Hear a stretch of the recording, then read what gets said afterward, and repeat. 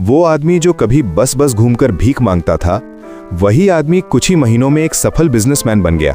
कैसे हुआ ये नामुमकिन काम, जानते हैं? किस्मत नहीं, उस भिखारी ने अपनी सोच बदल दी थी।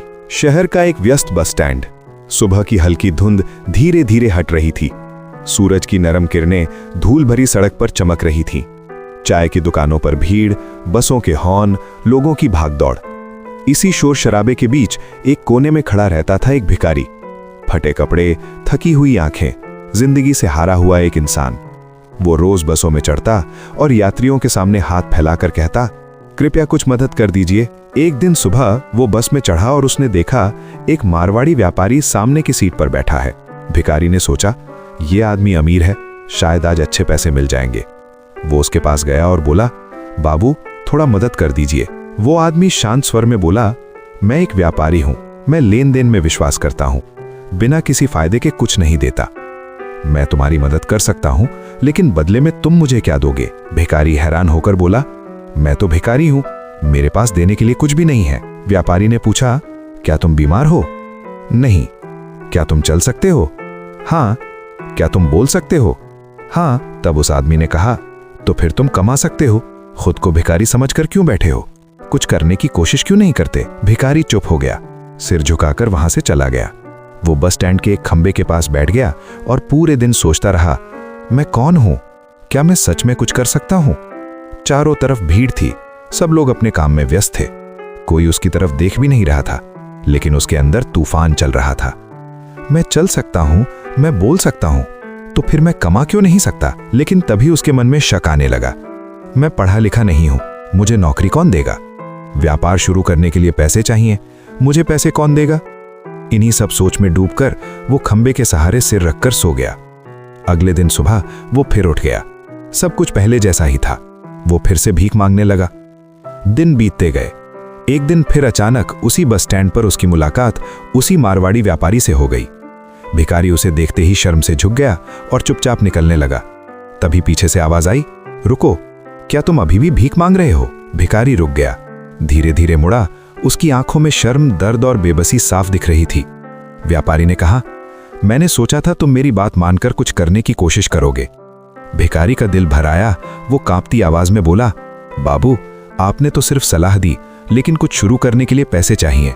मुझे पैसे कौन देगा? मारवाड़ी व्यापारी हल्का सा मुस्कुराया और शांत स्वर में बोला, तुम किसी भी दुकान, होटल या कहीं भी जाकर काम मांग सकते हो, कोई ना कोई तुम्हें काम जरूर देगा। तुम काम करोगे तो कमाई भी होगी, और अगर व्यापार करना चाहते हो तो उसका भी तरीका है। भिखारी हैरानी से उसकी तरफ देखने लगा।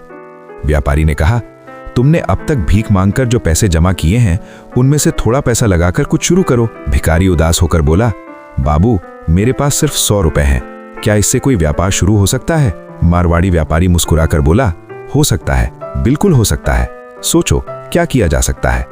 इतना कहकर वो वहां से चला गया। भिखारी फिर से अकेला रह गया और फिर से सोच में डूब गया। उसके मन में बस एक ही सवाल घूम रहा था, 100 रुपए से मैं बिजनेस कैसे शुरू करूं? वो सोचने लगा, वो आदमी मुझे सिर्फ उलझा रहा है, असल में कोई तरीका बताना ही नहीं चाहता।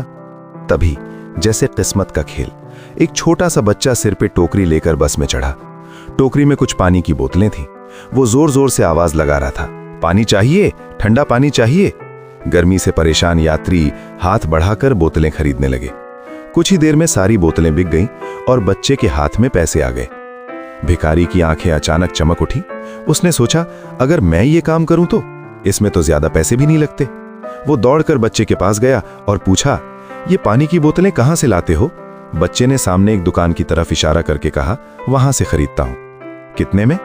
बच्चा बोला, 10 रुपए में खरीदता हूं और 15 रुपए में बेचता हूं। भिखारी ने हिसाब लगाया, मतलब 10 बोतल बेचकर 50 रुपए का फायदा। बच्चे ने सिर हिलाया, हाँ अब मैं घर जा रहा हूं, मुझे और काम है। वो चला गया, लेकिन भिखारी की जिंदगी में जैसे एक नई रोशनी जगा गया। उस आदमी ने एक पल भी देर नहीं की, अपने 100 रुपए लेकर सीधे दुकान पर गया। भाई 10 पानी की बोतल दे दो। बोतलें लेकर वो बस में चढ़ गया। कांपती आवाज में बोला, पानी चाहिए, ठंडा पानी। शुरू में थोड़ी झिझक, थोड़ा डर, लेकिन फिर धीरे धीरे यात्री बोतलें खरीदने लगे।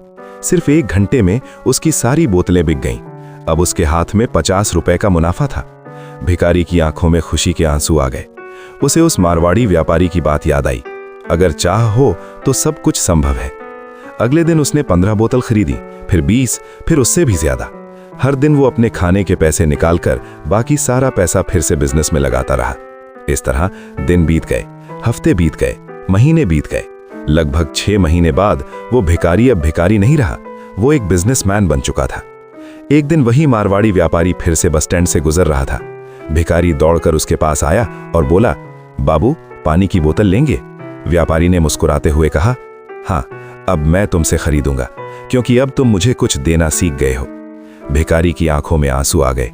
उसने हाथ जोड़कर कहा, बाबू, मैंने आपका दिखाया हुआ रास्ता अपनाया है। आज मैं भिखारी नहीं, एक व्यापारी हूं। आपने मुझे नया सोचने का तरीका सिखाया है। मारवाड़ी व्यापारी ने उसे गले लगा लिया। आज हमारे बीच कोई फर्क नहीं है, हम दोनों ही व्यापारी हैं। उस दिन वो आदमी आसमान की तरफ देखकर भगवान का धन्यवाद कर रहा था।